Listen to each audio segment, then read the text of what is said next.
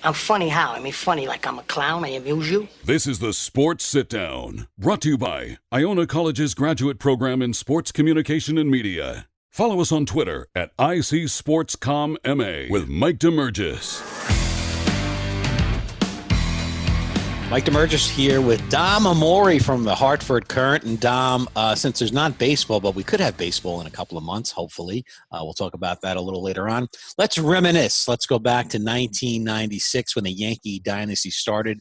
And that's when you really got first on the beat for the Hartford Courant, was covering the Yankees team.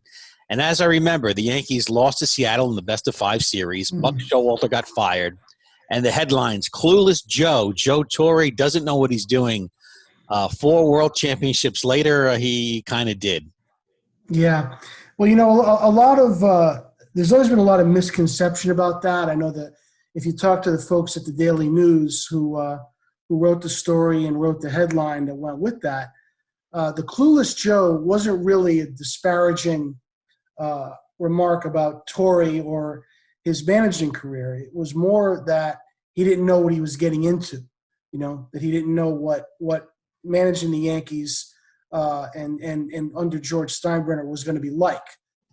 And, of course, in either sense, it was wrong because Joe knew exactly what he was getting into. He knew exactly what had gone on in the 20-odd years of Steinbrenner ownership before that, and he knew exactly what he had to do to avoid those pitfalls that had trapped Billy Martin so many times and Dallas Green and Dick Howser and so on and so forth. So he knew what he was getting into. He was not clueless in any way and knew how to deal with it. And he dealt with it better than any manager that George Steinbrenner ever employed, by far. Yeah, and he basically built a Hall of Fame career out of his years in New York. But one of the most important hires the Yankees did wasn't acquiring a player via trade or free agency. It could be bringing Don Zimmer on, because Don was integral in getting Joe Girardi to catch the New York Yankees. How important was that? Yeah, I mean, Zimmer obviously had been a third base coach in Colorado, and when Girardi was the catcher there, and he also had him with the Cubs. And so he knew managed him with the Cubs. So he believed quite a bit in his ability to manage and handle pitchers, and also in the importance of that to winning. So the Yankees cut loose, if you remember, Mike Stanley, who had a very big offensive year in 94, 95 for them, and was a very popular player. And when they did that and they brought in Joe Girardi, it was and the fans really revolted. They liked Stanley. They thought Girardi was somebody who just didn't know, who wasn't a good hitter. And there was a lot of, on the talk radio in New York, a lot of mocking of the Girardi pickup, but it turned out to be a perfect pickup because, first of all, Girardi hit better than I think people realized he would, but he was really, really a great catcher. And, but Joe Torre, as a former catcher, was in lockstep with Zimmer about the importance of that. Another big move, of course, was Don Mattingly retiring, Tino Martinez coming over. Fans were not sure how they would embrace Tino at first, but boy, he won the hearts. And, if Mattingly didn't want to retire, George Steinbrenner and Joe Torre would have to make some tough decisions in 96. Yeah, I mean, he, because Mattingly was, his offensive numbers were declining. Obviously he hurt his back in 1989 and was not the same player really ever again. But, in 1994, he had the best year he'd had in 3 or 4 years. He was looking like he was going to hit over 20 home runs and maybe knock in 100 runs in 94 before the season stopped with the strike.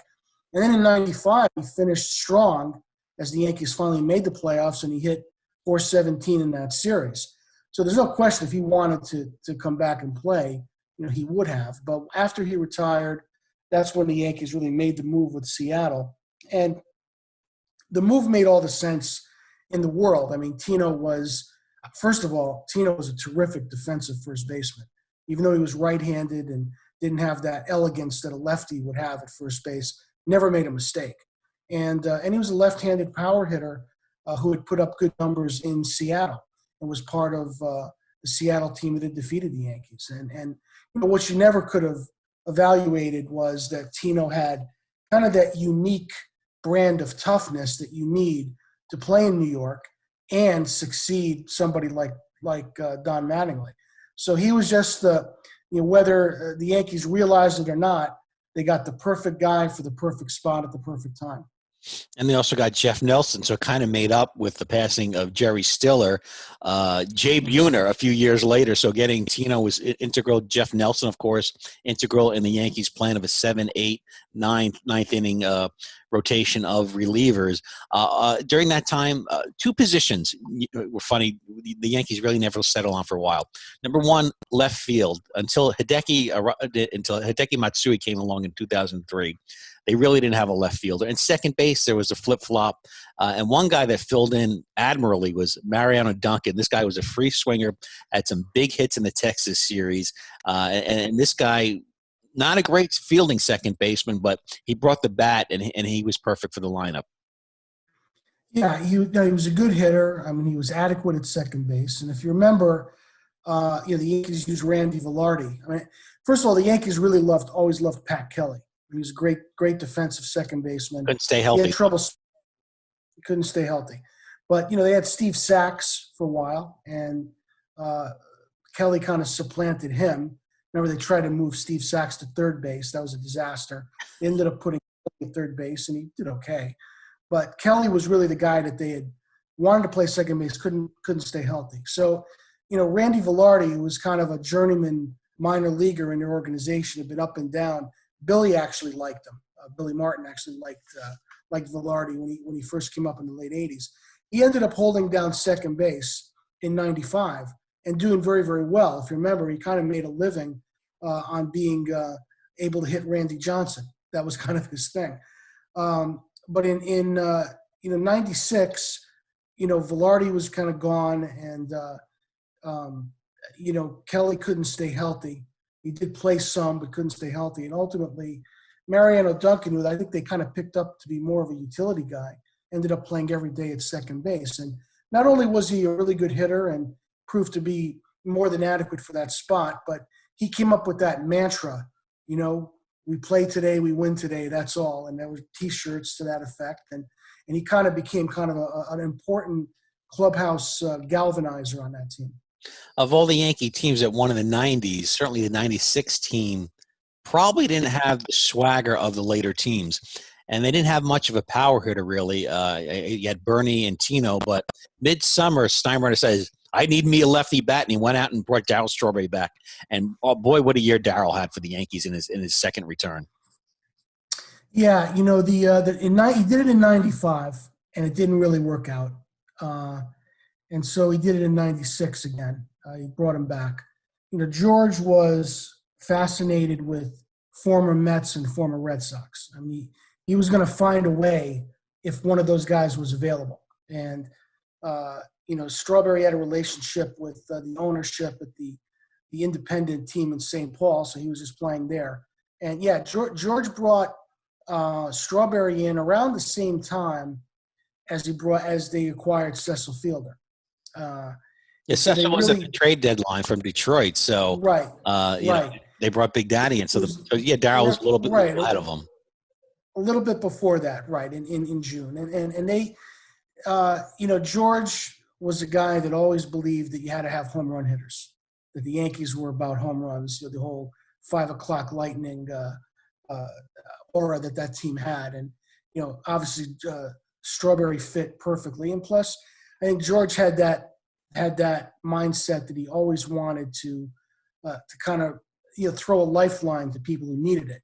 So Strawberry and Gooden, who pitched a no-hitter that year, right around this time, I know you remember. Sure, of course, man. That George just couldn't stay away from. So he reunited Gooden and Strawberry that year, and they fit really, really well into that clubhouse and became important parts of that team. And, of course, let's not leave out, really since Bucky Dent, the Yankees hadn't had a steady shortstop when you think about it with Bucky. He was their mainstay shortstop, but he'd bat .240, hit 5 or 6 home runs. And then I remember in 95 hearing about this young player, Derek Jeter, coming up. Derek Jeter, and a lot of Yankee fans at the time, the Yankees don't develop much. Could this be another Steve Balboni kind of thing, another bust? But Boy, Jeter in his first game against the Indians hit a home run, and the rest, as they say, is history for Derek Jeter.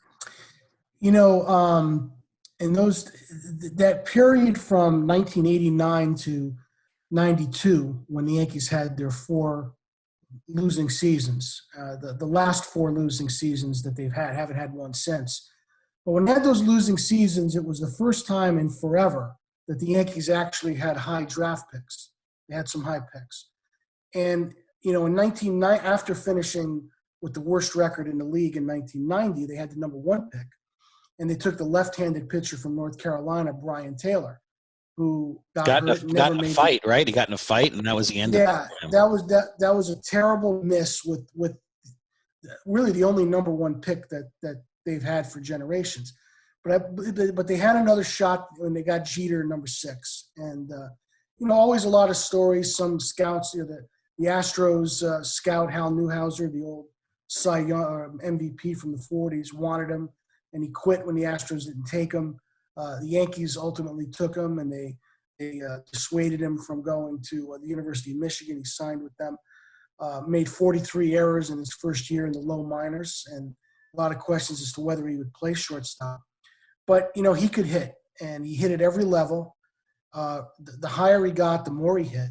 And, you know, by 95, it was obvious that even at a very young age, he was ready. And, you know, I happened to cover, at that time, I was the Giants beat writer at the Courant, but I was backing up Jack O'Connell on the Yankees during the baseball season. And I happened to cover Derek Jeter's first game at Yankee Stadium. In 95, they were coming off a road trip where they were swept in Seattle. George was really upset. He made everybody shave and get haircuts who had started to flout his rules. That was kind of the time Jack McDowell made him get rid of his goatee. It was right about that time. And, you know, Tony Fernandez got hurt, so they brought Jeter up only for a short time to fill in. And I was at a game Friday night. They're playing the Angels, and I look over to the right, and I could see through the glass into Bob Shepard's little perch where he did the PA announcements. And who do I see in there but Jerry Seinfeld?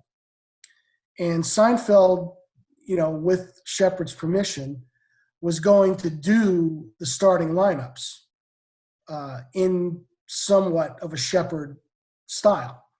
So, yeah, he threw his little gags in there. So, for instance, he said, you know, the designated hitter, which I don't agree with, number 40, Davis. And then he said the second baseman, which I do agree with, Mariano Duncan. Well, you know, Jeter was in the lineup that night, so it's kind of a fun fact that the first person to actually introduce Derek Jeter at Yankee Stadium was not Bob Shepard. Wow. Look at that fact. Wow, that's incredible. And, you know, Jeter, after Bob Shepard passed away, they recorded Bob Shepard's voice, and until Jeter's left at bat, it was Bob Shepard saying number 2, Derek Jeter. Yeah, exactly. Wow. But fast forward to, you know, Jeter was, you know, he played a couple of weeks and did okay, and then he went down, and then he played in September as a call-up. And then George Steinbrenner very wisely wanted the Yankees to have their young prospects on the bench during the playoffs in 95, kind of experience the excitement of, you know, the first playoff game at Yankee Stadium in years, and Mattingly hits the home run. George was a better baseball person than people think. I think because he understood human nature a little bit. Yes, much, much better. And they were there on the bench, not active, but on the bench in Seattle when it got away from them. So they kind of took that experience with them into 96, 97, 98, and kind of knew, as Paul O'Neill said later, how to just hang on a little harder in the postseason and play every inning and every at-bat like it's the last. So come to spring training in 96, you know, some in the organization thought Jeter should be the everyday shortstop. Some thought that he wasn't ready. Some thought that maybe he was overrated as a prospect. Maybe they should go out and get a veteran for him to compete with, you know, because Tony Fernandez, who passed away recently, was hurt. And I know there was, you know, when the Yankees were in the race in 93, they discussed trading Jeter to the Marlins for relief pitcher Brian Harvey. Remember him? Yes. Closer for the Yes, absolutely. Imagine what a disaster that would have been. And then in early '96, when they were thinking about whether or not Jeter needed a veteran to compete with at shortstop, they talked about trading one of their young pitchers named Mariano Rivera. Oh my gosh. For a journeyman shortstop, Felix Fermin. So imagine what that would have been. But ultimately, Joe Torre really I think he really needed somebody in that clubhouse that was going to be his guy, that was going to be the guy that he promoted and brought along. And he recognized Jeter as being the guy for that. And Joe was, I think, the determining voice in deciding that Jeter was going to be the everyday shortstop, at least at the start of the season. And, the way the Yankees are and the way they were then, even more so, if he hit 180 or 190 in April, we might never have heard from him again, at least with the Yankees. But hit a home run on opening day, made a splash, became an immediate fan favorite. And, yeah, the rest there is history. Oh, yeah. I mean, in '96, Butch Husky had a hot spring training for the Mets, and boy, he just feedered out. Imagine if Jeter would have done that, and we'd never know the Yankees organization would be so different. But talking about the relationship between Joe Torre and Derek Jeter, and Derek always called Joe Mr. T, and that relationship is somewhat symbolic of the great NFL quarterback relationship, say a Bart Starr and a Vince Lombardi, or Joe Montana and a Bill Walsh. That, like you said, Jeter was Joe's guy. Even though Derek didn't like to take the super leader role verbally on the team, just spiritually and emotionally, he was the leader of the clubhouse. Well, you know what he did? He did not believe, and does not believe to this day, in asserting leadership in a public way. He wasn't going to call somebody out in the media. He wasn't going to criticize somebody publicly. He did his leadership behind the scenes. And, even kind of a famous story, '97, when the Yankees picked up David Wells, they traded for David Wells, a ball dropped in short left field that probably should have been caught. And Wells kind of stood on the mound with his hands on his hips, staring out there, kind of showing up the fielders. And Jeter jogged the ball in and tossed it to Wells, and he said, you just get your fat butt on the mound and pitch. We don't do that kind of thing here. Wow. And that was a second-year player talking to a well-seasoned veteran. So Jeter had that ability, particularly with young players who would come in. Jeter had his little stock phrases like we all do, and he would always tell young newcomers to the Yankees, don't just take a bite out of the big apple. Don't try to eat the whole apple at first. So he had his ways of expressing leadership. But if you remember in Jeter's book that came out a few years later that he wrote with Jack Curry, there was a chapter in there called Be a Leader, Follow the Leader. And basically he really felt that it was very important for the top player or players on a team to show that they were following the coach or manager or authority, and that then all the other players would follow along. And that's really kind of what the whole Mr. T or Mr. Torre thing came from. And also Jeter was just a naturally respectful guy to people who were older than he was. He would call a lot of the older writers Mr. King or Mr. Gammons. He would do that. That was kind of his nature. But yeah, his relationship with Torre in a way set a tone, and especially later on as more as younger players came in, that was an important element in that clubhouse. Early on in spring training, there were some fires that the Yankees had to put out. One was the starting rotation. They were stopped. Jimmy Key, obviously they picked up a few years earlier. He was the ace of the staff. Then young Andy Pettitte rising. David Cohn came over the year before and pitched his guts out. They signed Dwight Gooden, and then Kenny Rogers was told, you might not be starting, and he wanted out of the contract. And Kenny Rogers was basically one of those kind of guys that just didn't belong in New York. A Steve Kemp, a Dave Collins, an Ed Whitson type. His mentality was not meant for New York. Well, of course, all of those examples are a little bit different. Steve Kemp was just not the same player he had been earlier. And, a lot of times players come to New York and they have the reputation of not being able to handle New York when in fact, sometimes the Yankees or Mets get them when they're way past their prime. George Foster, Kevin Yeah, McReynolds. and that's why they can't, handle New York. But in the case of Kenny Rogers, I know he ran afoul of Joe Torre early in spring training, and I believe there was he took a day off because his back was bothering him, and Joe found out he was playing golf. It was something of that nature.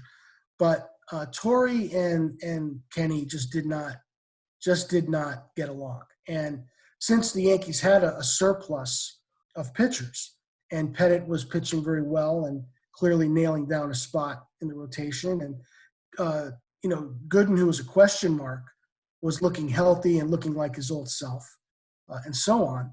That Rogers was going to have to pitch well in order to keep his job, and also was going to have to show something to get back on Torre's good side, which he just never really did. And the funny thing about Joe Torre, and I always think of that relationship, he had this uncanny way of saying the right thing, right? Saying the complimentary thing, but saying it in such a way that you just knew he meant just the opposite.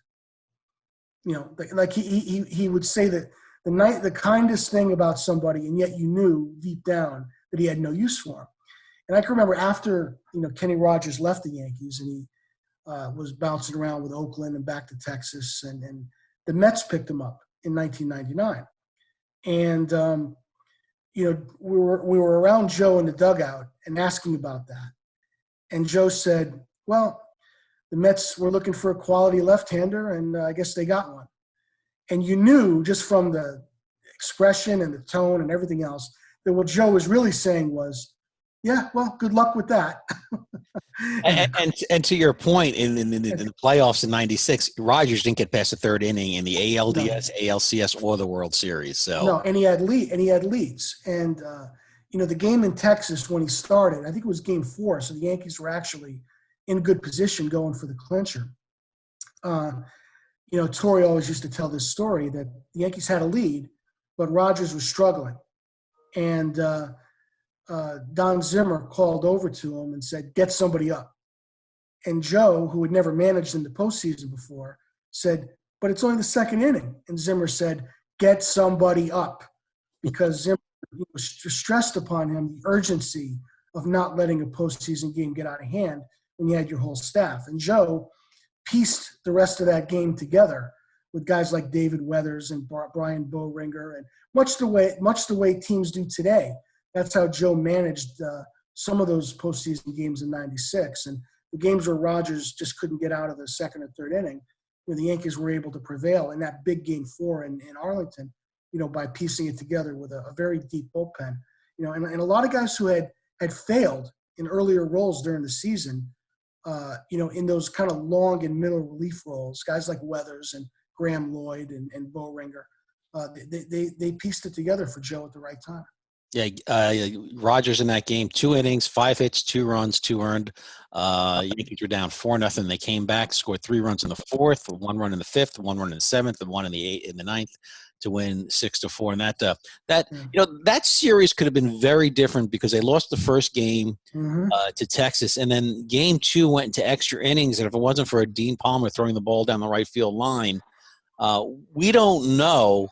We don't know if the Yankees would have got through Texas, because I think Texas was a real challenge to them as they took Game 2 5-4. Well, they couldn't get Juan Gonzalez out in that series. He was killing them in home runs every day. And another kind of famous anecdote. If you covered the Yankees later on, like I did every day, you heard all of Joe's '96 anecdotes many, many times, and he would often say that after the first game of that series, when they had lost, that Derek Jeter, the rookie, stuck his head into Joe's office and said, "Get a good night's sleep, Mr. Torre. We got a big game tomorrow," and walked out into the night. Ultimately, the Yankees were loose. They were They were looser in 96, I think, than they were in 95. That might have changed quite a bit had they lost game 2. And as you mentioned, Dean Palmer throwing the ball away. But the thing about that, when you bring that up, Mike, it's always one of the fascinating things about baseball, is how history and careers and franchises really can turn on one thing, on one era, on one pitch. And if you think about it, fast forward to 2004, if Dave Roberts doesn't steal that base, or if Kevin Millar doesn't draw a 3-2 walk and get on base, and then Roberts pinched runs and steals a base. If that doesn't happen and the Yankees sweep that series, think about how the perceptions of so many different people and careers of so many different people would have changed from Terry Frank. Joe Torre might have remained the manager for another 5 years if they would have won that. Forever. Yeah, and on the Red Sox side, if they had been swept by the Yankees, Terry Francona, Theo Epstein, all those guys, the perception would be much different. And A-Rod might have been the MVP of that series. The rest of his career with the Yankees might have been different if they had won a World Series in his first year. So, and that's 96. If the Yankees, let's say they lose that game 2, and they maybe get swept in that ALDS, maybe Joe doesn't survive a losing streak in 97. Yeah, and that Texas team was stocked, at Pudge Rodriguez, Will Clark, you mentioned Juan Gonzalez. There are plenty of players on that team. So they get past the Orioles. We know about, of course, Jeter's home run, the Jeffrey Mayer home run. Now, that turned that game around too as well, because there was no guarantee that the Yankees were going to win. Were going to win that game either. That you talk about plays, the Dean Palmer era. Now we've got the Derek Jeter home run in game 2. That really turned the series around, and the Yankees went on to Baltimore and destroyed the Orioles at 3 straight. I don't think the Orioles ever got over that home run. No, that year and afterward, and after that series, I do think it stayed with them. Although the Orioles were very much like Texas in the sense that they were kind of a thrown-together team of sluggers that didn't really play that well together. And that's the kind of team the Yankees had later on when they brought in Giambi and Sheffield and A-Rod. The Orioles had a lot of had guys 1 to 9 who hit 25 home runs, but they didn't really play small ball and spray the ball around and manufacture runs when they needed them, the way the Yankees were able to do in that era, that 96, 98, 99 era. So it was a little bit different kind of team. But one anecdote I can tell you, Jeffrey Mayer grew up to play baseball at Wesleyan University in Connecticut. And he was on the verge of a career record for hits in Division III. He was on the verge of it. And he had never given any interviews out during those times, but he agreed to talk to a writer at the Hartford Courant, my paper that covered Wesleyan. So I was covering the Yankees at the time, and they asked me to talk to Derek Jeter about it. So I approached Jeter in Anaheim, and I said, "Are you aware of what Jeffrey Mayer's doing now?" He wasn't. I filled him in. I said, he's at Wesleyan. He's going to break the NCAA Division III record. And he says, "Well, good for him. Good for him." Because you know what? When he's when he's going to break the record, I might just drive up to Connecticut and go sit out in the right field stands and watch it. So it's probably one of the most colorful quotes I ever got out of Derek Jeter in all the years I covered the Yankees. No, you didn't get much out of him. I remember when Steinbrenner passed away, and we were at the press conference at the new stadium and everything. And, I said to Jeter, I said, do you reflect on the fact that, you might be George's favorite Yankee? And he actually absorbed it and he took it in. Because I think without question, George loved Munson, absolutely did. But Munson was his own gruff kind of person.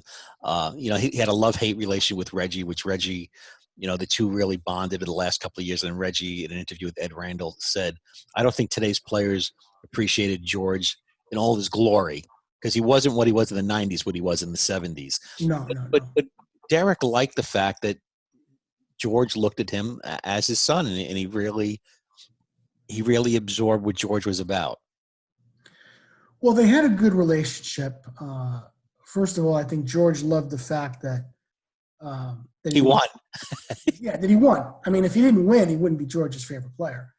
But, Jeter had the one quality that George just could not assail, and that's mental toughness.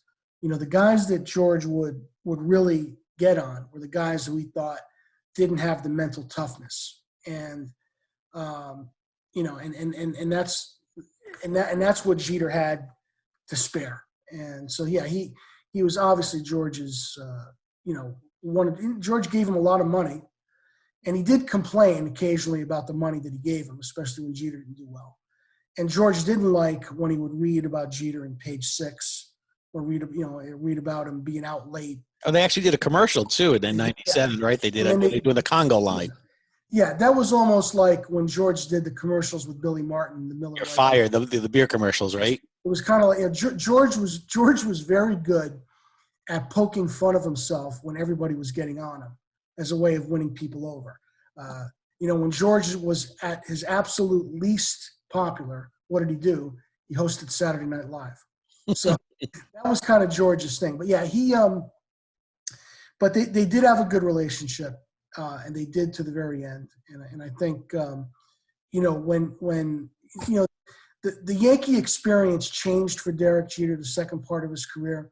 And of course, one of those things was George not being around. I know that when George did call out Jeter, I think it was in 2003, Jeter was frustrated by it. But I think he understood how George was.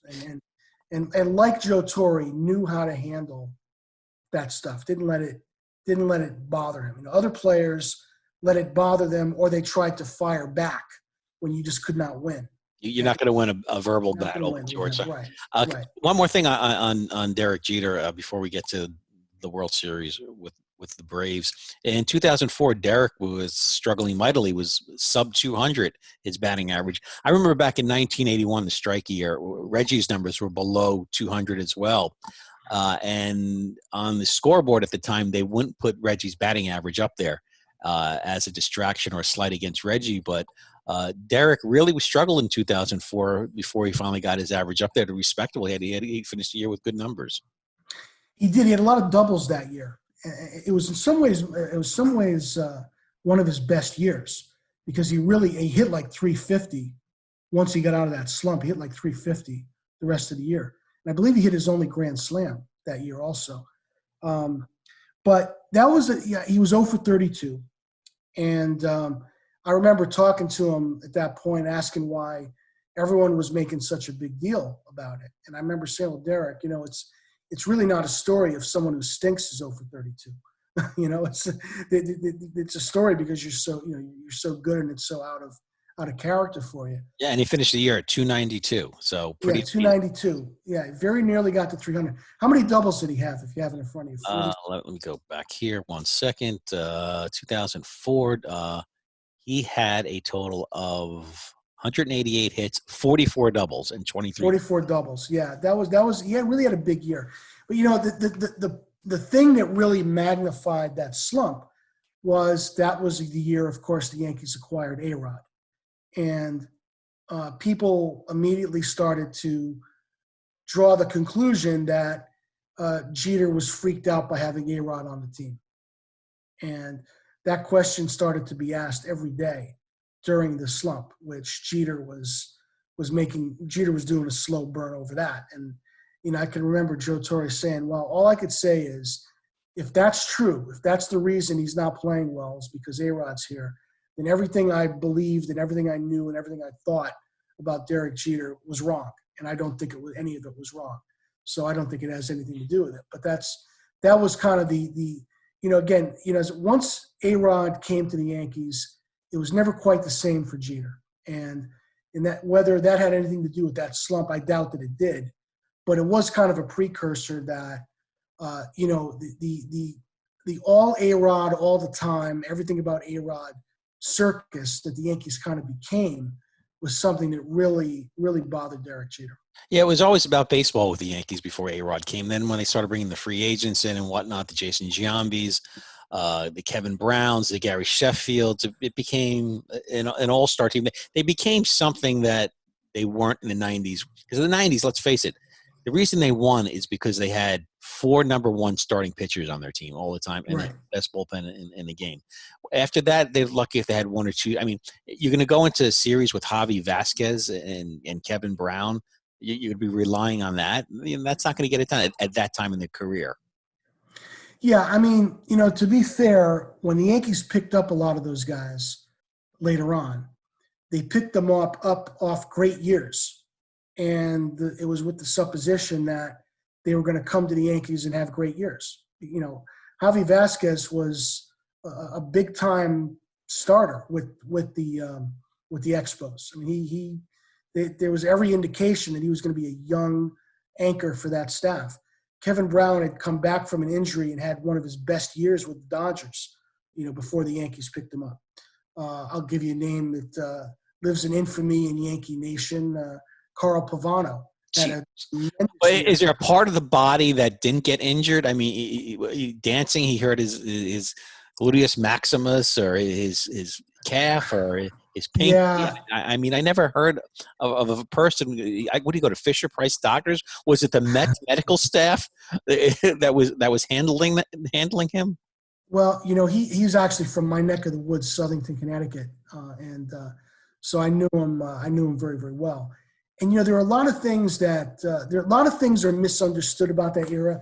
When he hurt himself the first year, he had a stress fracture in his arm, and he was told that if he didn't let that heal, that his arm would break on the mound like Dave Dravecky.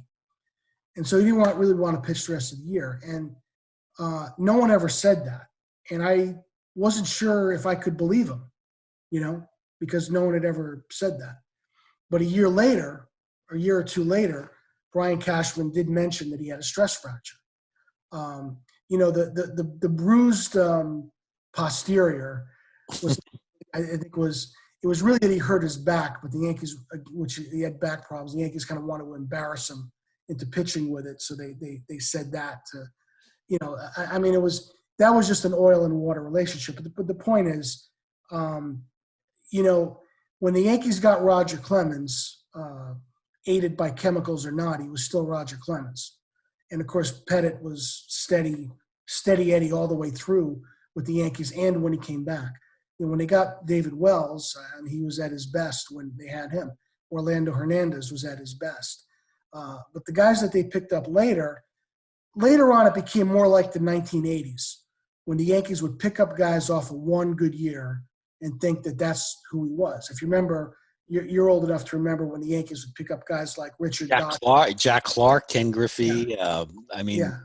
But pitching-wise, remember Richard Dotson. Richard Dotson, of course. 22 wins for the White Sox. Andy Hawkins. Andy Hawkins. I'm trying to think who the left-hander was that they had.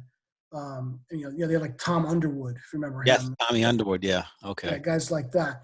That just never panned out. Shane Rawley.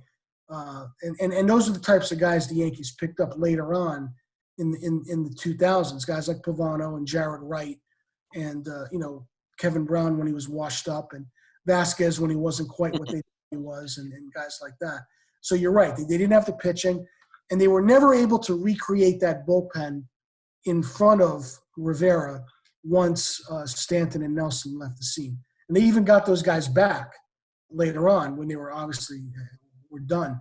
But they never were able to recreate that bullpen that they had, which is what allowed them to stage all the late inning comebacks that they staged in 96, 98, 99, 2000, was that lights out bullpen that they had. Yep, and to Pavano's defense, he won 17 games for the Twins in 2010. So let's go to the World Series '96. The Yankees get clubbed in the first game. They destroyed Andrew Jones with some home runs in that game. Then they lose game 2, and Joe Torre told George Steinbrenner, "We're not ready to play, but Atlanta's my town, and we're going to take 3." Could you imagine Joe Torre going to George Steinbrenner and saying, "We're not ready to play, but don't worry, when we go to Atlanta, it's my town. We're gonna take this thing." Well, I think when the Yankees got to the World Series, and they had not gotten, since 1981, by that time, I think Joe had won George's trust. I think Joe had won George's confidence, and he was able to say something like that, and kind of get away with it. And basically, not that George was going to be happy if they didn't win the World Series. He certainly would not have been.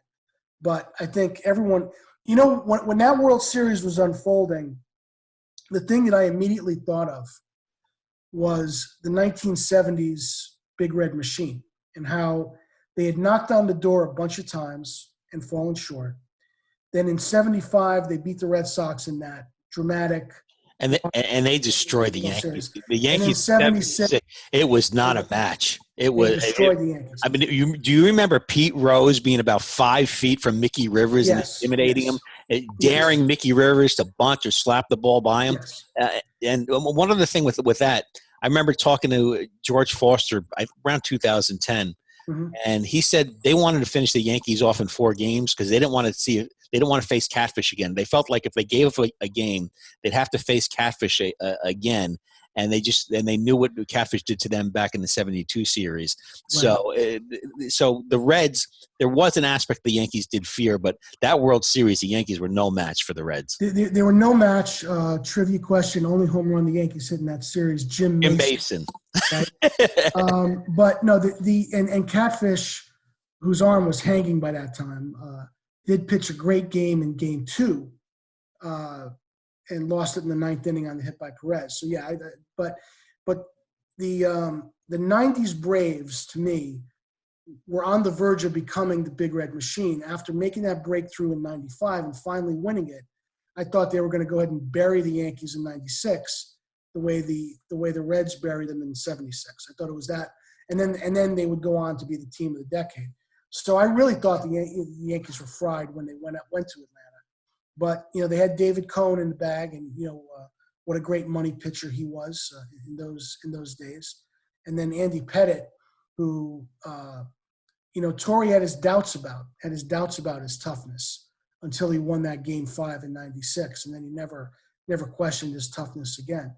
And so the Yankees came out of that. And, of course, they won the Game 6 at Yankee Stadium. Back full circle, who gets the biggest hit that game? Joe Girardi.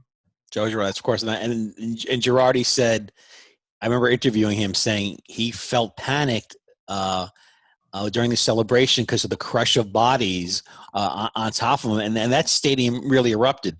Before we talk about, them finally winning it and, of course, the insanity and the big plays that Jimmy Key didn't want to give up the big pitch to Terry Pendleton. He was 3-1 on him earlier in the game.